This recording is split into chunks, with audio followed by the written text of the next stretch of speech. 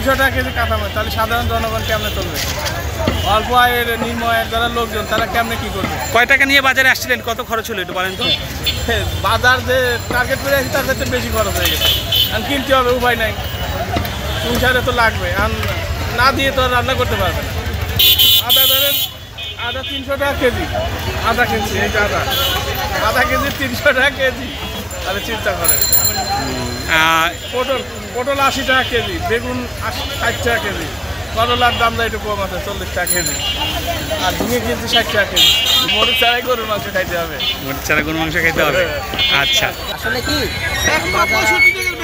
মধ্যবিত্ত লোক, মানে একমতো চলার মতো দিন কামাই করে দিন খায়, এই সমস্ত লোক যারা ওরা কাঁচামরিচ খাইতে পারবো না। কারণ আমরা 280 টাকা 1 কেজি মরিচের দাম, 300 টাকা 1 কেজি মরিচের দাম হইলে তাহলে আমরা কেমনে খাবো? চাউল খাইতে হয় 70-80 টাকা করে কেজি, তাহলে ওই হিসেবে আমাদের কি কাঁচামরিচ চলে না। আমরা মরিচের গুঁড়া দিয়ে খাবার খাবো। কাঁচামরিচের বদলে কি খাবেন? মরিচের গুঁড়া আছে, ওইটা দিয়ে আমাদের পুষে। 50 টাকার কিনে নিলে 4 দিন 5 দিন খাওয়া যায়, ওইটা 50 টাকা নিলে 5 দিন খাওয়া যাবে না, কারণ তরকারি রান্নলে কাঁচামরিচটা হইব না। ওইটা মনে করেন ভাজি খাইলাম, কোনো শাকসবজি খাইলাম, চাউল রান্নলে জরুরি দরকার। ভিতরে আগুন হ্যাঁ জ্বলে দিতে হ্যাঁ বুঝতে আছি, কোনো ব্যবসা করতে বলতে পারবো না দি আমি ভালো আছি ব্যবসা করে। এই 10 বছরের মনে করেন দিয়ে শেষ, আমি আজকে তারিখ দিল 15 তারিখ, গেছে মাসে বাসা ভাড়া অন্তত দিতারই নেই, বাসা ভাড়া দিই 12,500 টাকা, গেছে মাসে বাসা ভাড়া দিতারই নেই। 300 টাকা কেজি মরিচ, তাও বাসা ভাড়া দিতে পারেন নাই? বেশি লাভ হলে কি এই বিলের লাগে সন্ধ্যার সময় খারে দেয়, বিল দিতারই না, এই বুকগুলো বয়ে থাকতে বিল হয়ে করা যায়, মাল তো বাকি নি। সাধারণ ভোক্তা যারা আছে তাদের কাছে এটা জুলুম।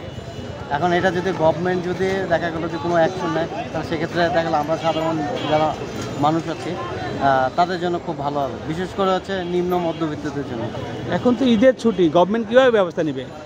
এখন গভর্নমেন্ট ব্যবস্থা নিতে পারে হচ্ছে বেশি বেশি করে হচ্ছে ভোক্তা অধিকার দিয়ে যদি দেখা গেলো যে আপনার অভিযান চালায়, এবং হচ্ছে জনসচেতনতা যদি দেখা গেলো যে আপনার সেটা যদি বেশি বেশি করে প্রচার করে, এবং সিন্ডিকেটগুলো যদি ভেঙে দেয়, তাহলে হচ্ছে মধ্যবিত্ত এবং হচ্ছে সাধারণ জনগণ একটু উপকৃত হতে পারে।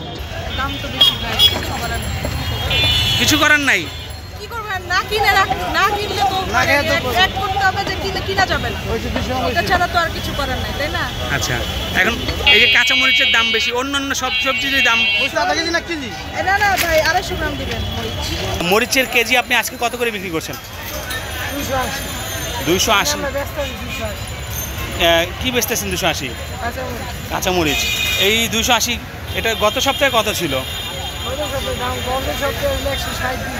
160-200 ছিল, আজকে হঠাৎ করে এত দাম বেশি কেন? আমরা কেমন সকালে বেশি বাইকে দাম বেশি, আমি 1 কেজি বাজে থাকি 20 টাকা, 60 টাকা কিনা মোকামে মাল নাই। আচ্ছা, কি বলে মোকামে মাল নাই, মানে মাল সংকট বইলা দাম বেশি নিচ্ছে। আপনাদের কত করে আনছেন একটু যদি বলা যায়? 300 টাকা করে। 300 টাকা করে আপনি নিজেই আনছেন, আর বিক্রি করছেন 300? গাড়ি ভাড়া নিয়ে 310 টাকা করে, 360 টাকার মতো বিক্রি করছেন। 80 টাকা পয়লে কত? 320 টাকা। 320 টাকা। আচ্ছা, কাস্টমাররা কি বলে? অভিযোগ দেয় না কোনো? ইন্ডিয়ান আইলে অর্ধেক দাম থাকবো। আচ্ছা, ইন্ডিয়ানটা নাই কেন ঈদের জন্য? ঈদের জন্য বন্ধ, বর্ডার বন্ধ।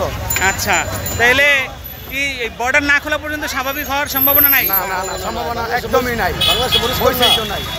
বাংলাদেশের মধ্যে ছোট, চাহিদা কম, আর ইন্ডিয়ানটি থাকলে বড়, গরুর লগে খাইতে আরাম হইব মানুষের। তাইলে এখন এই যে গরুর মাংস কি মরিচ ছাড়াই খাবে নাকি বাপরে? না, অল্প খাইবো, গরু মরিচ ছাড়া কি গরুর মাংস খাইতে পারবো না, অল্প খাইবো। আদা রসুনের দামও বেড়ে গেছে। আদা রসুন প্রতি বছরই দাম বাড়ে, এটার কোনো মানি নেই। ঠিক আছে, আপনারা যখন কিনতে গেলেন কি বললো পাইকাররা? পাইকাররা কইছে মাল শর্ট, দাম বেশি, ওইখানে মোকামে দাম বেশি।